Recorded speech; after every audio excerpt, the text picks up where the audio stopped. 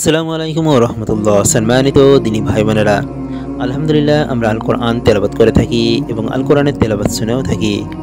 কিন্তু আল্লাহ তাআলা আল কোরআনের মধ্যে কি বলতে চেয়েছেন সে বিষয়ে আমাদের জানা একান্ত প্রয়োজন। আজকে আমাদের বিষয়বস্তু হলো সূরা কমর এর প্রথম আয়াত, যেখানে আল্লাহ তাআলা চন্দ্রকে দ্বিখণ্ডিত করার ব্যাপারে আলোচনা করেছেন। এই সূরা কমরের প্রথম আয়াতের বাংলা তরজমা হবে এবং তার বিস্তারিত ব্যাখ্যা হবে এবং আল্লাহর নবী সাল্লাল্লাহু আলাইহি ওয়াসাল্লাম এর একটি বিশেষ মুজিজা চন্দ্র দ্বিখণ্ডিত হয়ে যাওয়া সে বিষয়ে আলোচনা করা হবে ইনশাআল্লাহ।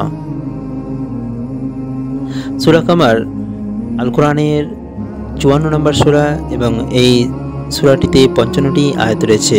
এই সূরাটি মক্কায় অবতীর্ণ হওয়ায় এটি মাক্কি সূরা। এই সূরার প্রথম আয়াতে বলা হয়েছে, যার বাংলা তরজমা হচ্ছে কিয়ামত কাছাকাছি হয়েছে আর চাঁদ বিদীর্ণ হয়েছে। এখানে কিয়ামত নিকটবর্তী হওয়ার একটি দলিল চন্দ্র বিদীর্ণ হওয়ার মুজিজা আলোচিত হয়েছে। রাসূলুল্লাহ সাল্লাল্লাহু আলাইহি ওয়াসাল্লাম এর মুজিজা হিসেবে চন্দ্র দ্বিখণ্ডিত হয়ে আলাদা হয়ে যাওয়ায় কিয়ামতের একটি বড় আলামত। এছাড়াও এই মুজিজাটি আরও একদিক দিয়ে কিয়ামতের আলামত, তা এই যে চন্দ্র যেমন আল্লাহর কুদরতে দুখণ্ডে বিভক্ত হয়ে পড়েছিল, তেমনভাবে কিয়ামতের সমস্ত গ্রহ উপগ্রহ খণ্ডে বিখণ্ড হয়ে যাওয়ায় কোনো অসম্ভব ব্যাপার নয়। মক্কার কাফেরেরা রাসূলুল্লাহ সাল্লাল্লাহু আলাইহি ওয়াসাল্লাম এর কাছে তার রিসালাতের সাপেক্ষে কোনো নিদর্শন চাইলে আল্লাহ তাআলা তার সত্যতা প্রমাণ হিসেবে চন্দ্র বিদীর্ণ হওয়ার মুজিজা প্রকাশ করেন। এই মুজিজার প্রমাণ কোরআন পাকের এই আয়াতে আছে এবং অনেক হাদিসেও আছে। এসব হাদিস সাহাবায়ে কেরামের একটি বিরাট দলের রিওয়ায়াত ক্রমে বর্ণিত আছে। তাদের মধ্যে রয়েছে আব্দুল্লাহ ইবনে মাসউদ, আব্দুল্লাহ ইবনে আমর, জুয়াইর ইবনে মুইত। ঘটনাটির সারসংক্ষেপ এই যে রাসূলুল্লাহ সাল্লাল্লাহু আলাইহি ওয়াসাল্লাম মক্কায় ছিলেন। তখন মুশরিকরা তার কাছে নবুয়তের নিদর্শন চাইল। তখন ছিল চন্দ্রোজ্জ্বল রাত্রি।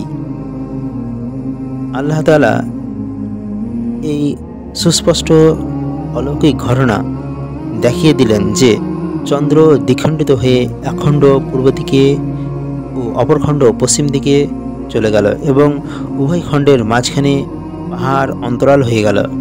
রাসূলুল্লাহ সাল্লাল্লাহু আলাইহি ওয়াসাল্লাম উপস্থিত সবাইকে বললেন, দেখো এবং সাক্ষ্য দাও।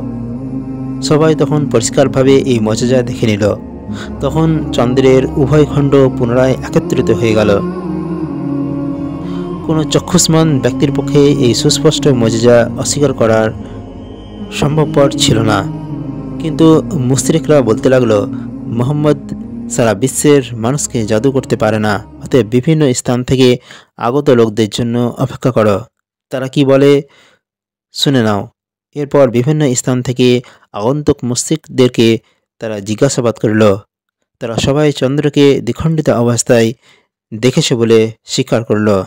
আজকের মতো এতটুকুই। ইনশাআল্লাহ পরবর্তী ভিডিওতে অন্য একটি বিষয় নিয়ে আলোচনা করা হবে। আসসালামু আলাইকুম ওয়া রাহমাতুল্লাহি ওয়া বারাকাতুহু।